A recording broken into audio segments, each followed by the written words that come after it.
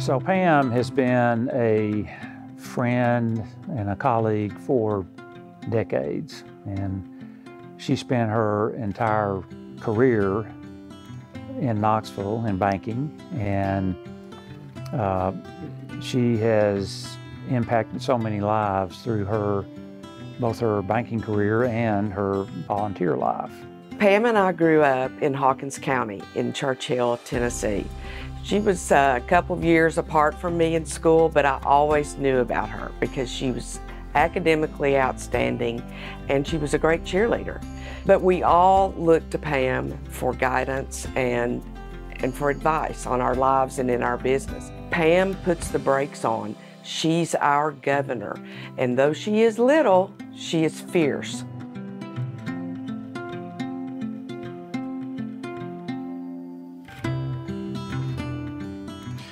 Look, I think it's been significant. I mean, I think about the thousands of families and businesses that Pam's impacted as a banker, certainly at First Tennessee and now First Horizon and at her at Valley Fidelity before that. It's a wonderful thing about being a banker is you get to really change people's lives, and Lord knows she's done just that. Yeah, and I would add on, and I would say if one word that would describe the impact is legacy. And just like Dave was alluding to, I mean, what she's taught all of us and what we continue to teach. And it's like an endowment. I mean, what she started is going to keep giving and giving and giving. She's made a very big impact because she's been involved in so many different things.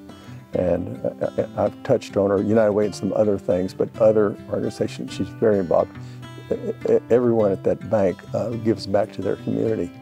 Well, I think Pam has touched countless lives. A dynamic, quiet leader has had a great influence on our community and many of the nonprofits that she served in her volunteer life.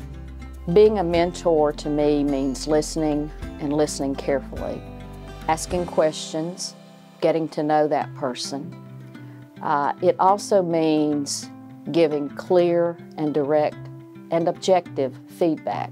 I hope that when people think of me, they'll think of someone who took on new challenges, who wasn't afraid of new responsibilities, who wasn't afraid to continue to learn. I think continual learning is so important, regardless of your age or experience level. And I also hope people will think about community service. One of the things that I've lived by for the last few years is I have a quote by Eleanor Roosevelt that is on my desk. And it says, "Do one thing every day that scares you." And I found that to be a pretty good daily thing to look to, because I think too many of us don't get out of our comfort zones often enough. And we get used to and comfortable with the lives we're living or going to work or our families or our relationships. And it's just important to get out of your comfort zone.